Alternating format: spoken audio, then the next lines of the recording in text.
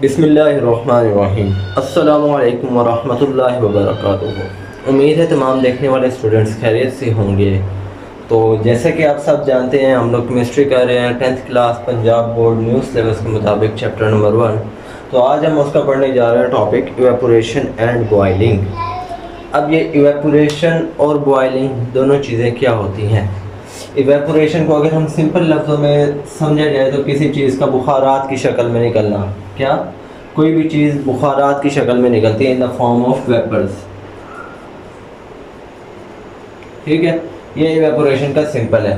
इसी के साथ हमारे पास बॉइलिंग आती है। बॉइलिंग क्या है? एक फेस चेंज है जिसके अंदर हमारे पास जो लिक्विड चीज़ है वो टोटली हमारे पास गैस में चेंज हो जाती है, उसको हम फेस चेंज कहते हैं। अब इन दोनों का बेसिक डिफरेंस समझते हैं कि हमारे पास ये क्या होता है। इवेपोरेशन क्या है? It is a surface phenomena, it occurs slowly and only at surface of the liquid. अब ये इवेपोरेशन क्या है? ये एक सरफेस फिनोमिना जो सिर्फ वाटर की सरफेस पे ही आता है, लिक्विड की सरफेस पे, और ये क्या है? सिर्फ वेपर्स बन के निकलता है। ठीक है, इसमें क्या होता है कि जो हमारे पास वाटर है वो वेपर्स की फॉर्म में निकलता है। दूसरी चीज़ क्या है हमारे पास? बॉइलिंग।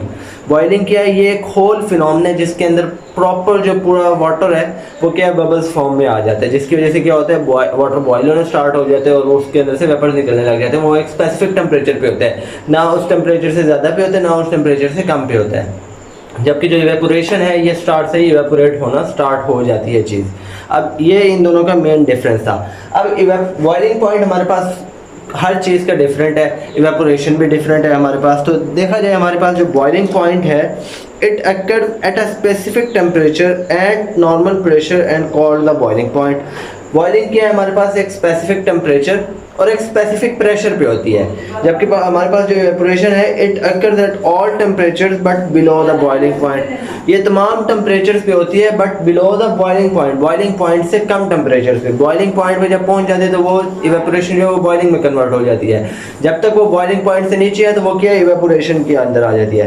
अब इवेपोरेशन से क्या होता है? कूलिंग प्रोड्यूस होती है, जबकि जो बॉइलिंग है it does not result in cooling. Boiling से कूलिंग नहीं होती, इवेपोरेशन से कूलिंग होती है हमारे पास। ये मैं आप लोग समझाता हूँ। It requires a small, evaporation क्या है? It requires a smaller amount of energy which is provided from inside the liquid. अब इवेपोरेशन में क्या होता है? एक स्मॉलर अमाउंट ऑफ एनर्जी चाहिए होती है जो वाटर के अपने मॉलिक्यूल्स उसे प्रोवाइड कर देते हैं, जबकि बॉइलिंग में क्या होता है? उसे एक लार्जर अमाउंट ऑफ एनर्जी चाहिए होती है जो हम उसे एक्सटर्नली दे रहे होते हैं in the form of heat. अब ये था हमारे पास main difference evaporation and boiling में। उम्मीद करता हूँ आप सबको समझ आई होगी। अगर कोई भी क्वेश्चन या क्यूरी है तो काइंडली कमेंट बॉक्स में आके लाजमी पूछिएगा। मिलते हैं अगले लेक्चर में। अल्लाह हाफिज़।